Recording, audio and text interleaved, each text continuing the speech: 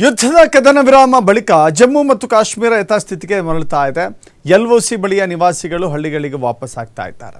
ಮೇ 6 ಮತ್ತು 7ರಂದು ಶೆಲ್ ದಾಳಿ ಹಿನ್ನೆಲೆ ಮನೆ ಬಿಟ್ಟು ತೆರಳಿತು. ಜಮ್ಮು ಕಾಶ್ಮೀರ ಯುದ್ಧ ಪೀಡಿತ ಪ್ರದೇಶವಾಗಿ ಮಾರ್ಪಟ್ಟಿತ್ತು. ಅಲ್ಲಿನ ಜನ ಭಯದಲ್ಲಿ ಆತಂಕದಲ್ಲಿ ತಮ್ಮ ಮನೆಯನ್ನು ತೊರೆದು ಸುರಕ್ಷಿತ ಸ್ಥಳಗಳಿಗೆ ಹೋಗಿತ್ತು. ಇದೀಗ ಮನೆ ಬಿಟ್ಟು ಬೇರೆ ಕಡೆ ಆಶ್ರಯಿಸಿದ್ದಂಥ ಹಳ್ಳಿಗರು ವಾಪಸ್ ಆಗ್ತಾ ಇದ್ದಾರೆ. ಆಹಾರ ಸಾಮಗ್ರಿಯ ಜೊತೆಗೆ ವಾಪಸ್ ಆಗ್ತಾ ಇದ್ದಾರೆ. ದೃಶ್ಯಾವಳಿಗಳಲ್ಲಿ ಗಮನಿಸ್ತಾ ಇದ್ದೀರಿ. ಇದು ಜಮ್ಮು ಮತ್ತು ಕಾಶ್ಮೀರದ ಜನ ತಮ್ಮ ಗೂಡುಗಳಿಗೆ, ತಮ್ಮ ಮನೆಗಳಿಗೆ ವಾಪಸ್ ಬರ್ತಾ ಇದ್ದಾರೆ.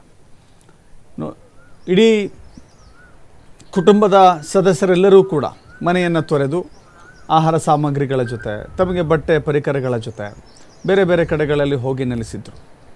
ಸುರಕ್ಷಿತ ಸ್ಥಳಗಳಲ್ಲಿ ಇರಬೇಕು ಎನ್ನುವ ಕಾರಣಕ್ಕಾಗಿ ಇದೀಗ ಕದನ ವಿರಾಮ ಘೋಷಣೆಯಾದ ಬಳಿಕ ಸಹಜ ಸ್ಥಿತಿಗೆ ಜನಜೀವನ ಮರಳುತ್ತಾ ಇದೆ.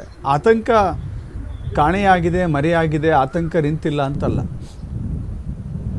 ಯಾಕೆಂದರೆ ಕಾಶ್ಮೀರದಲ್ಲಿ ಆತಂಕವಾದಿಗಳಿಂದ ನಿರಂತರವಾಗಿ ಇದ್ದೇ ಇರುತ್ತೆ. ಆದರೂ ಕೂಡ ಸದ್ಯಕ್ಕೆ ಒಂದೇಲೋ ನೆಮ್ಮದಿಯ ನಿಟ್ಟುಸಿರು ಬಿಡುವಂಥ ಸ್ಥಿತಿಯಲ್ಲಿ ಈ ಹಳ್ಳಿಗರಿದ್ದಾರೆ. पेंट विच जंग देखिया तो 71 विच भी देखिया, क्योंकि मेरा 47 न जामे तो मैं 65-71 न जंग देखिया।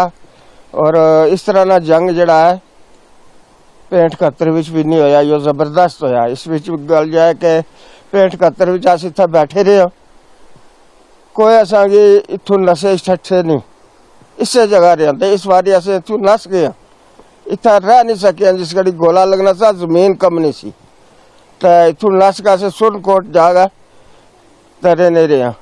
और सुरनकोट जागा लोगों ने घरों विच लोगों ने साडे नाल मदद बड़ी की थी।